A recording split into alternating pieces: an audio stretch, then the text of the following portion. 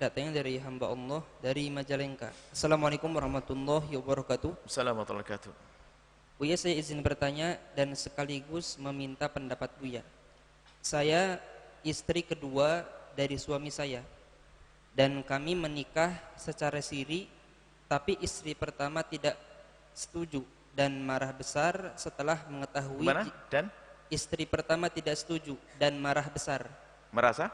Marah besar. Marah besar. Marah besar setelah mengetahui jika kami sudah menikah secara siri. Istri pertama bilang ke suami saya kalau beliau mau pergi bersama ke rumah asalnya. Mau pergi ke rumah asalnya. Dalam artian mau pisah ranjang. Saya tidak tahu Buya, saya harus bagaimana. Di sisi lain Allah telah menjodohkan saya dengan suami saya dan saya tidak bisa menolak hal tersebut, dan saya juga tidak pernah menggoda suami saya sebelum menikah. Saya tidak ingin mengganggu rumah tangga orang lain, tapi kenyataannya Allah datangkan suami untuk saya. Saya ingin bertanya, apakah saya dosa besar Buya jika saya membuat rumah tangga suami saya dan istri pertama retak gara-gara saya? Dan apa saran Buya untuk saya? Mohon jawabannya Buya, terima kasih. Baik, saya akan cermati satu kalimat dulu yang dari itulah nanti akan jadi musibah. Apa itu? Bahasanya apa? Saya sudah dikirim oleh Allah jodoh, saya tidak bisa menolak. Bukan, kau sudah senang dulu tuh. Bahasa menolak, menolak, jangan bahasa menolak, menolak. Masalah perjodohan ini kita bisa memilih. Jadi kan begitu ya. Kita bisa memilih. Jadi jangan pakai oh ini kan memang itu kan sudah jodoh saya tidak bisa menolak. Memang dipaksa oleh Allah bagaimana? Semuanya kita di bawah kuasaan Allah, enggak boleh kita. Tapi Allah berikan kita iradah, kemauan, akal untuk memikirkan. Baik, sekarang bukan masalah itu. Bahasanya sudah begini. Saya ingin menikah dengan dia. Saya anggap saja, saya dilamar seorang laki-laki, kemudian saya terima dan saya menikah dengan dia. Enggak usah pakai bahasa saya tidak bisa menolak. Memang dipaksa pakai pistol bagaimana suamimu? Jadi kadang-kadang ini dari itu justru saya tahu bahasanya mungkin Anda telah mengejar dia dan sebagainya. Ini biar diingatkan kita perlu insaf saja. Baik, kemudian ya kalau kami menghimbau, ya himbauan ya kalau menikah itu ya tentunya adalah dengan dasar gambaran yang jelas di masa depan pernikahan. Di saat engkau menjadi istri kedua itu sudah ada resiko-resiko yang harus Anda temui. Artinya harus ada persiapan di sana. Harus ada persiapan menuju sana. Ada ilmunya. Dan Islam memperkenankan, tapi makanya dari itu, biarpun memperkenankan kaum pria bukan seenaknya loh ya. Jangan dicoreng menikah dengan poligami dengan perilaku kaum pria yang seenaknya, tidak ada tanggung jawab, semuanya sendiri dan sebagainya. Oh enggak, itu haram. Harus ada tanggung jawab seorang suami, tapi sisi lain seorang istri nggak boleh mengingkari masalah yang demikian itu. Baik, terus dia menikah dengan wanita tersebut. Nah, ini ada ilmu sendiri kalau Anda menjadi istri kedua. Mau tidak mau, engkau telah membuat sakit hati. Tapi ini sakit hati wajar, kecemburuan istri yang pertama.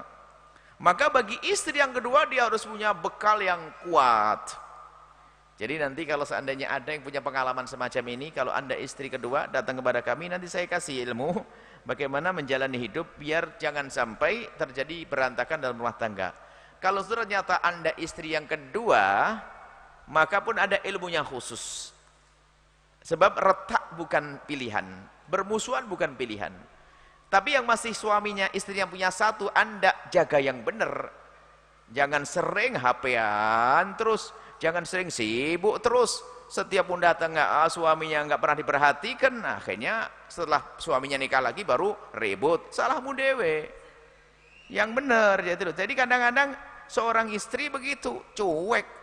Suaminya nggak diperhatikan, suaminya ini, giliran suaminya menikah lagi baru pusing. Artinya apa? Jaga suami dengan benar, muliakan dengan benar karena Allah. Karena Allah, kalau karena Allah dapat pahala. Saya sudah benar Buya, tapi masih nikah lagi suami saya. Kan gitu, gimana itu? Ya. Sudahlah, apa yang kau lakukan dapat pahala dari Allah. Baru setelah suami menikah lagi, sekarang kita tata bagaimana? Apakah harus meninggalkan? Ntar dulu. Kan ada perceraian jangan mudah. Yang jelas begini, ada orang yang sudah waktunya, jangan sampai namanya menikah dua itu jadi bahan obrolan. Suami itu dikit-dikit ngomong sama istrinya, gimana saya nikah lagi ya, nikah lagi ya. Setiap ketemu istrinya ngomong gitu. Istrinya juga begitu, awas ya bang, jangan nikah lagi ya bang. Dikit-dikit tuh ngapain begitu? Biasa saja lah hidup. Tidak pakai ancaman-ancaman begitu. Ini kadang-kadang berlebihan. Istri itu kalau selalu, awas ya bang, jangan nikah lagi ya. Awas bang. Kayak masih kasih tahu, bang awas jangan nikah dengan dia loh. Akhirnya nggak oleh jadi noleh, siapa sih dia tuh? Ini istri berlebihan itu yang salah. Jadi tutup, pegangi suamimu dengan serius, dan wahai para suami hati-hati, jaga pandanganmu agar tidak jelalatan kemana-mana. Kemudian juga setelah itu kalau ternyata harus menikah lagi, ingat poligami ada di dalam syariat Nabi Muhammad, tapi bukan untuk main-main, harus ada tujuan yang jelas.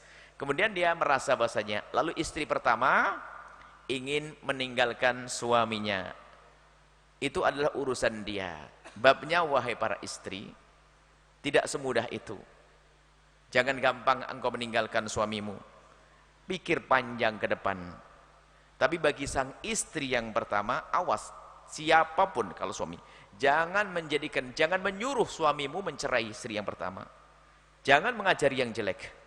Bahkan kalau engkau ingin berhasil, sederhana ini. Bagi para istri-istri yang sudah terlanjur suaminya menikah lagi, ada ilmu pel berat, tapi itulah kunci. Ambil hati suamimu. Bersainglah dengan pasanganmu. Jangan kamu kalah. Gara-gara menikah lagi tambah kacau, cemberut setiap hari, ya betul tuh tambah jauh suaminya. Ya, ini bagi yang sudah terlanjur suaminya menikah lagi, maka ada bimbingan wahai para istri, kalau terlanjur suami menikah lagi, ambil hatinya lagi agar engkau semakin sejuk. Jadi yang sempurna, ambil hatinya, rebut hatinya. Artinya merebut hati ya, tingkatkan pengabdianmu dan sebagainya. Bersainglah engkau dengan dirimu. Yang dulu, jangan bersaing dengan yang muda, kamu kalah pasti. Bersaing dengan dirimu sendiri, pelayananmu semuanya. Ini pendidikan. Sampai hatimu merasa tenang nanti. Kamu bersaing dengan dirimu, pengabdian, rebut hatinya. Jadi kamu jangan sampai kalah. Jadikan suamimu sangat mencintaimu. Sama istri kedua pun juga sama. Berusaha bagaimana suamimu sangat mencintaimu. Karena sudah terlanjur nih, bukan kertakan. Kertakan ada anak di bawahnya, coba. Jangan sampai aja memilih kertaan, kita perlu berpikir sedikit. Tapi pahit Bu ya, pahit. Makanya agar tidak pahit, rebut hati suamimu. Sempurnakan, ambil, rebutan. Kalau memang madumu itu baik, dia akan semakin baik dalam hidupmu. Tapi kalau tidak baik, akan dibuang sama suamimu. Kalau engkau benar di saat engkau merebut hati suamimu. Dalam bahasa sederhana begini, jika engkau ingin merebut hati suamimu, maka wahai istri pertama, ingin mengambil hati suamimu, habisin hati suamimu, baik-baiklah engkau dengan istri keduanya, maka ketahuilah suamimu akan jatuh cinta habis kepadamu nanti. Berat Bu ya itu. Berat Bu ya. Berat ya, berat. Ini tenang aja, ini pendidikan seperti itu. Kenapa? Suamimu kalau memang istri kedua itu adalah gak baik, kamu yang akan terus melambung, menyala-nyala. Bisa saja dibuang setelah itu karena dia tidak baik. Tapi yang repot adalah malah nyerah dia, tambah nggak bener, kerjaannya marah dan sebagainya. Mana kelebihanmu nanti? Ada 5 anak di bawahnya. Jadi kalau sudah ada kejadian begini, kami tidak menginginkan ada perceraian. Ada anak di bawahnya. Pahit Bu ya, kayaknya Bu ya tidak adil. Oh adil, hei para suami jangan macam-macam menikah lagi. Ini adil, saya kasih tahu. Nah ini jangan, ini kasih nasihat yang baik kok mulai tadi malah enggak enak bener Bu ya. Masa saya harus baik-baik dengan madu saya untuk mengambil hati suamimu. Kau ingatkan terus suamimu, bang, awas bang, jangan tidak adil dengan dia bang ya. Tambah ajib, istriku kok tambah, dulu enggak gini, dulu senang main HP, senang ini, tapi sekarang kok, aduh nyesel saya begini, tambah repot begini, wah tambah cinta kepadamu. Nah, tak tahu di sana bersaing baik, tidak akan menyakiti yang pertamanya, tidak ada saling menyakiti, tidak ada saling olok, adanya apa? Saling tolong menolong. Biarpun semula adalah sakit, ujung-ujungnya adalah, oh ternyata menjadi kawan baik di dalam berkeluarga. Itu proses panjang, nggak kuat Bu ya, saya nggak kuat Bu ya. Ya coba dulu baru kan. Tapi yang sudah terjadi, inna sehat. Karena apa? Banyak gara-gara begitu langsung protes, saya tinggalkan istrinya, yang hancur anaknya, semuanya berantakan. Memang tidak enak nasihatnya, namanya jamu nih pil pahit. Karena saya sering ngadep kepada kami, sudah terlanjur ngambil keputusan cerai, sampai di sana bingung. Anaknya pun juga, anaknya jadi ikut marah. Karena apa? Ibunya suka marahan. Anaknya jadi benci kepada bapaknya. Bahkan kadang-kadang istri bapaknya dibilang lonte. Sampai ngomong. Jadi kalau nyebut tuh bapakmu ke lonte, ajib. Jadi anaknya diajari untuk ngomong jelek, yang rusak anaknya. Lah kok mau anaknya jadi rusak? Saya marah deh. Marahmu jangan jadikan anak rusak, wah ibu yang solehah. Ini kasusnya sudah terjadi, bukan saya ngomong suamimu harus nikah lagi. Dan hei laki-laki yang sudah nikah lagi, jangan ajak orang lain nikah lagi seperti dirimu, sebab dia belum tentu mampu seperti dirimu. Makanya kadang saya kurang begitu sedih. Sudah berapa istrimu? Berapa istrimu? Ini kok bikin main-main pernikahan. Memang setiap orang mampu. Sunnah Nabi, sunnah apa?